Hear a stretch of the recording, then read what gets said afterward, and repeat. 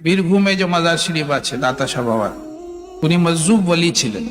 ওনার সম্বন্ধে বলা হয়েছে যে উনি গায়ে কাপড় পরতেন না। মজজুবদের হালত হয় সেরকম। একবার ছেলেদেরকে বলছেন যে আমাকে জামা দাও, আমাকে কাপড় দাও, আমি কাপড় পরবো। ওই বহুত কম বয়সের ছেলে হয়ে পাড়ারা সব মজাক করছে, কি হলো আজকে কাপড় পরবে? তুমি তো কাপড় পরো না। বলে মানুষ আসছে, কাপড় দাও। কেউ একজন কাপড় দিয়ে দিল, কাপড় পরে নিলেন, বসে অপেক্ষা করলেন। হুজুর মওলা পাকের পালকি সেখান থেকে যাবার ছিল, ওখান থেকে হয়ে অন্য একটা গ্রামে ওনার সফর ছিল।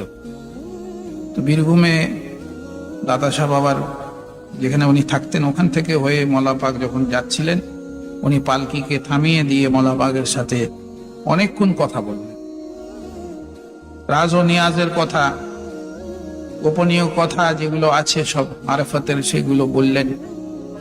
তারপরে ওনাকে বিদায় করলেন। হুজুর মওলা পাকের পালকিও চলে গেল, আর দাতা বাবাও ফিরত চলে আসলেন।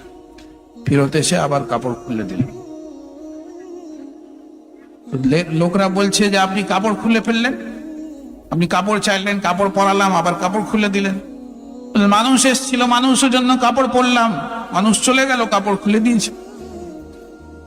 আমরা কি মানুষ নাই? বলে তোরা বাঁদর আছিস, তোরা মানুষ? তো তারা যখন যে আয়নাতে নিজের চেহারা দেখছে, তাদের চেহারা বাঁদরের মতন, জানোয়ারের মতন হয়ে গেছে। তারপরে ওনার কাছে এসে আবার মাফি চেয়েছে যে হুজুর আমাকে মাফ করে দিন, আমাদের থেকে বেয়াদবি হয়ে গেছে, আমাদেরকে মাফ করুন। তো ওয়ালিরা ওয়ালিমি শানাসাত বলা হয়, যে ওয়ালি হন তিনি ওয়ালি আল্লাহকে চিনেন।